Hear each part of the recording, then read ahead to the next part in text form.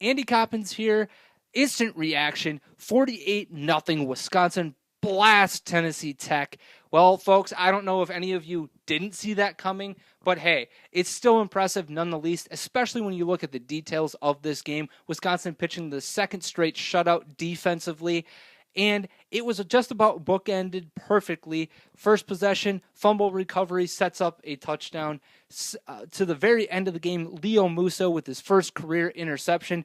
Cannot really say the Badgers didn't look impressive at all. Was it perfect? No, there are some issues. We'll get into that in just a little bit, but defensively, things looked great. Connor O'Neill looked amazing. Chris Borland again looked impressive. Ethan Hemer, Brendan Kelly made some great plays. Darius Hillary was looking good. So a lot to like about this if you're the Badgers defensive secondary, if you're the Badgers, period. However, offensively, equally as impressive. Nearly 400 yards on the ground. That's right. Once again, for the second straight time, and 3 out of the last 4 games, the Badgers have 3 running backs go for 100 yards or more. This time led by Corey Clement, 149 yards, 2 touchdowns for the true freshman.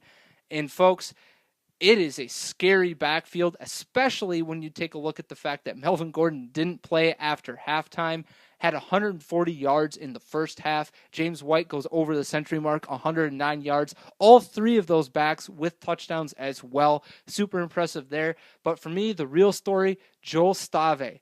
3 touchdown passes, 216 yards throwing, 24 of 28. Most importantly, he was super efficient.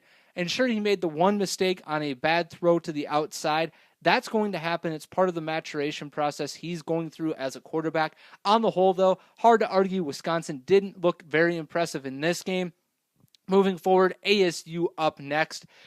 Super important that they correct the offensive line mistakes that happened in this game, whether it was holding penalties, a false start, just a few things that just weren't clicking on the whole for the offensive line. I'm sure TJ Woods, I'm sure Andy Ludwig, and I'm sure head coach Gary Anderson will get those corrected going into the week. That's the biggest takeaway for me.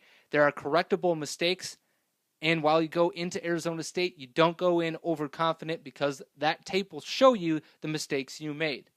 This is Andy Coppens, managing editor, Madtown Badgers. Instant reaction on the heels of the Badgers' 48-0 whooping of Tennessee Tech. Enjoy the rest of your football Saturday, and as always, on Wisconsin.